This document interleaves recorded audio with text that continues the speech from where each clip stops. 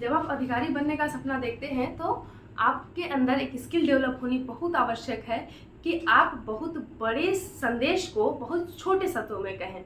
इसका लाभ आपको कई स्तर पे मिलता है, पर्सनालिटी डेवलपमेंट में मिलता है, कॉन्फिडेंस बढ़ते हैं और लोगों का आकर्षण आपकी तरफ होता है। लोग आपको सुनते हैं कि आप बहुत ज़्यादा फेंकू नहीं हैं।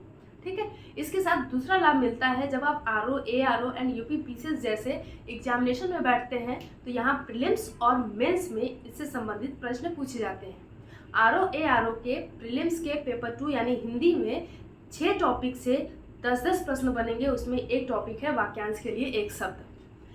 इसके साथ ही जब आप मेंस में बैठेंगे तो आपके पास चुनौती होगी, किसी प्रश्न का उत्तर 100 शब्द में, किसी का 200 शब्द में, किसी का 700 शब्द में लिखना है, तो आप इसका प्रयोग करके बहुत प्रभावी उत्तर लेखन कर सकते हैं। इस वजह से हमने इस टॉपिक को बहुत ज़्यादा महत्व देना है, हल्के में नहीं लेना है। ठीक है, हल्के में लोगे तो कहानी खत्म हो जाएगी। पढ़ लो, आसान है, बहुत अच्छी बात है, लेकिन हम रिस्क नहीं ले सकते। तो इस वजह से हमने प्रीलिम्स के और मेंस के प्रीवियस ईयर के प्रश्न को लिया है। ये ऐसे वैसे प्रश्न नहीं है, ये बहुत वेटेज वाले प्रश्न हैं। तो चलो डिस्कस करते हैं। पहला है जानने की इच्छा। तो जानने, किसी भी घटना को, किसी भी वस्तु को देख के आपके अंदर ये इच्छा उत्पन्न होती है, तो इस इच्छा को कहते हैं जिज्ञासा। इस इच्छा को क्या कहते हैं? जिज्ञासा। और जिसके अंदर ये उत्पन्न होती है या जानने की इच्छा रखने वाला, जिसको हम कहते हैं जिज्ञासु। ठीक, मोक्ष की इच्छा रखने वाला मुमुक्षु। सही है। ऐसे ही जिसके हृदय में ममता नहीं है, जिसके हृदय में ममता नहीं है, नहीं शब्द के लिए हम बोलते हैं निर। निर का मतलब होता है नहीं। ममता से मम ले लो तो क्या बन जाएगा? निर्मम। क्या हो जाएगा? निर्मम। आपने सुना भी होगा न्यूज़पेपर में, टीवी में, मूवीज में, निर्मम हत्या, जिसको बोलते हैं ब्रूटली मर्डर। निर्मम हत्या का मतलब हत्या करते समय इंसानियत की सारी हदें पार करना, उसके अंदर दया भाव नहीं, किसी के 100 टुकड़े करना, किसी को 100 चाकू मारना, किसी को तड़पा तड़पा के मारना, तो वहाँ पे निर्मम शब्द यूज होता है। जो हमेशा रहने वाला हो, जो हमेशा अनंत काल से था और आज भी है और अनंत काल तक रहेगा, तो ऐसा तो शिव भी है, तो उसके लिए बोलते हैं जो हमेशा रहने वाला हो, शाश्वत। क्या होता है? शाश्वत। शाश्वत यानी जो हमेशा रहने वाला हो। नेक्स्ट है जिसकी ग्रीवा सुंदर हो। सुंदर से ले लो सु, ग्रीवा से ले लो ग्रीव, तो हो जाएगा सुग्रीव। सुग्रीव। रामायण में जाओगे तो बाली और सुग्रीव दो भाई मिलेंगे, तो सुग्रीव की गर्दन बहुत खूबसूरत थी, इसलिए उनका नाम क्या था? सुग्रीव था। ठीक है, देख लेना कितनी सुंदर थे। जो मांस नहीं खाता, नहीं खाता तो नहीं के लिए फिर हमने बोला निर, फिर मांस के लिए आमिष, तो ये हो जाएगा निरामिष।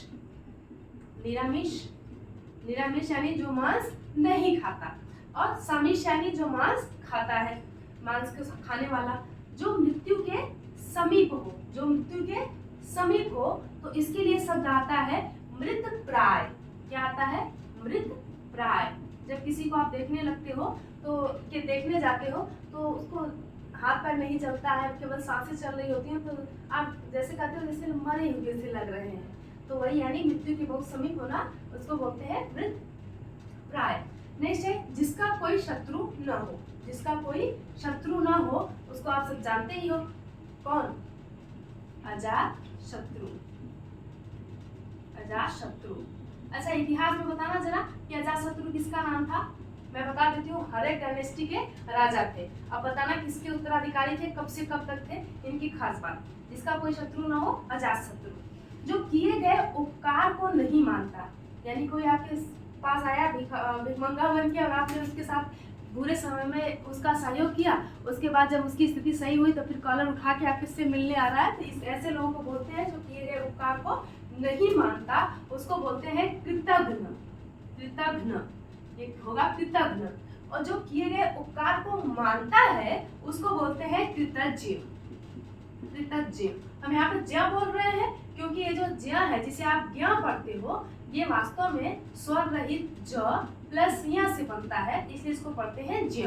ठीक है, तो कृतज्ञ, कृतज्ञ कौन होगा? जो किए गए उपकार को नहीं मानता। कृतज्ञ कौन होगा? जो किए गए उपकार को मानता है। कठिनाई से समझने योग्य। तो आप लोग देखे होंगे एग्जामिनेशन में होता है कि बोधगम्यता। बोधगम्यता का मतलब होता है समझना, कि आपने जो पैराग्राफ दिया है उसको समझा है, उसके आधार पर प्रश्न लिखना है। तो बोध का मतलब होता है समझना, तो जो कठिनाई से समझने योग्य हो उसको बोलते हैं दुर्बोध। क्या बोलते हैं? दुर्बोध। ठीक। विदेश में वास करने वाला, तो इसके लिए आप एक शब्द यूज करेंगे विदेशी नहीं, विदेशी का मतलब हो गया कि जो हमारे देश के बाहर का नागरिक है उसके लिए। और हमारे यहाँ पे जो विदेश का शब्द है, जो विदेश में वास करने वाला है, यानी हमारे देश का नागरिक जो किसी दूसरे देश में रह रहा है, तो ऐसे नागरिक को प्रवासी बोलते हैं। तो विदेश में रहने वाला क्या होगा? प्रवासी। तो शुद्ध शब्द यहाँ पे क्या होगा? प्रवासी। नेक्स्ट, जिस पर अनुग्रह किया गया हो, जिस पर अनुग्रह किया गया हो उसको बोलते हैं अनुग्रहित, उसको बोलते हैं अनुग्रहित। अनुग्रहित। अब यहाँ पे देखो गलती क्या होती है कि यहाँ पे अनुग्रह, जिस पर अनुग्रह का मतलब होता है कल्याण, कल्याण या उसका हित।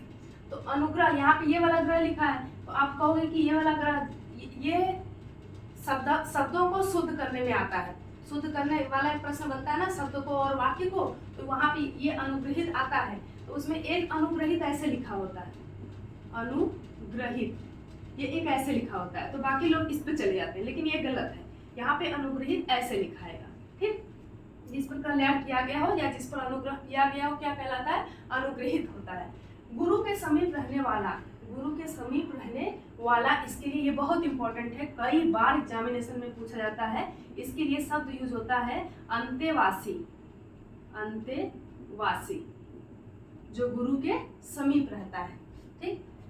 जो कुछ न जानता हो, कुछ न जानता हो, ज का मतलब होता है जानना, और न जानने के लिए हम लगा देंगे अ।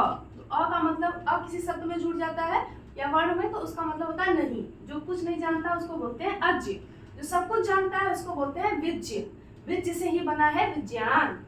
जो सब कुछ जानता है उसको क्या बोलते हैं? विज्ञ। और इसी से क्या बना है? विज्ञान। जो हर घटना का कारण जानता है।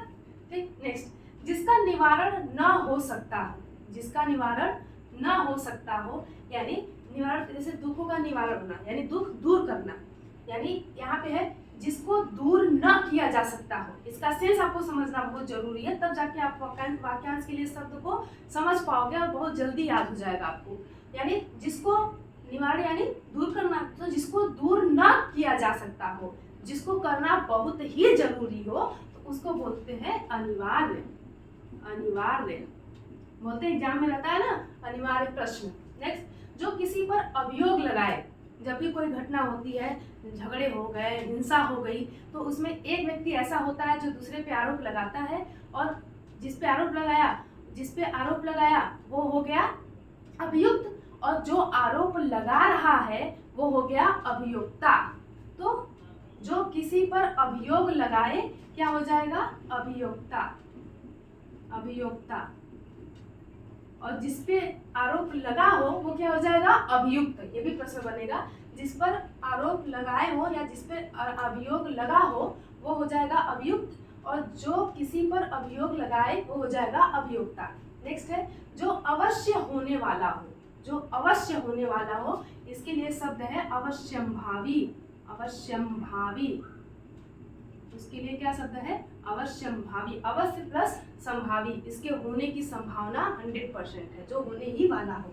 जो कानून के विरुद्ध हो, जो आपने सुना होगा अवैध खनन, तो यानी बालू का ठेका सरकार ने किसी को नहीं दिया है, और लोग चोरी छिपे क्या कर रहे हैं कि कानून का उल्लंघन करके, कानून के विरोध में या कानून से छुप के बालू का खनन कर रहे हैं। तो इसके लिए यूज होता है अवैध, यानी जो कानून के विरुद्ध हो उसके लिए क्या शब्द यूज होगा? अवैध।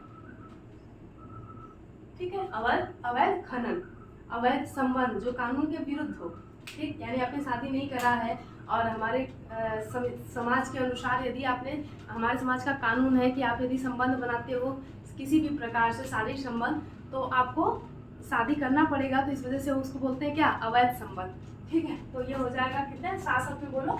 जानने की इच्छा, जिज्ञासा। जिसके हृदय में ममता नहीं है, निर्मम। जो हमेशा रहने वाला हो, शाश्वत। शिव के लिए मैंने बोला जिसकी ग्रीवा सुंदर हो, सुग्रीव। जो मांस नहीं खाता, निरामीष। जो मृत्यु के समीप हो, मृत प्राय। जिसका कोई शत्रु न हो, अजातशत्रु। जो किए गए उपकार को नहीं मानता कृतज्ञ, जो किए गए उपकार को मानता है कृतज्ञ। कठिनाई से समझने योग्य दुर्बोध, विदेश में वास करने वाला प्रवासी, जिस पर अनुग्रह किया गया हो अनुग्रहित, गुरु के समीप रहने वाला अंतेवासी, जो कुछ न जानता हो अज्ञ, जो सब कुछ जानता हो विज्ञ, जिसका निवारण न हो सकता हो अनिवार्य, जो किसी पर अभियोग लगाए अभियोक्ता, जिस पर अभियोग लगे अभियुक्त, जो अवश्य होने वाला हो अवश्यंभावी, जो कानून के विरुद्ध हो अवैध। ठीक है, इस तरह से हम इस टॉपिक को डिस्कस करेंगे। कम से कम 150 से 200 वाक्यांश के लिए शब्द हम डिस्कस करेंगे और कोशिश करेंगे कि यहीं से हमारे एग्जाम में प्रश्न आ जाए और बहुत कम मेहनत के साथ आप इसको तैयार कर सकते हो। ठीक है, तो इसको हल्के में मत लेना, फिर से मैंने कहना है कि इसको हल्के में मत लेना। ठीक है, थैंक यू।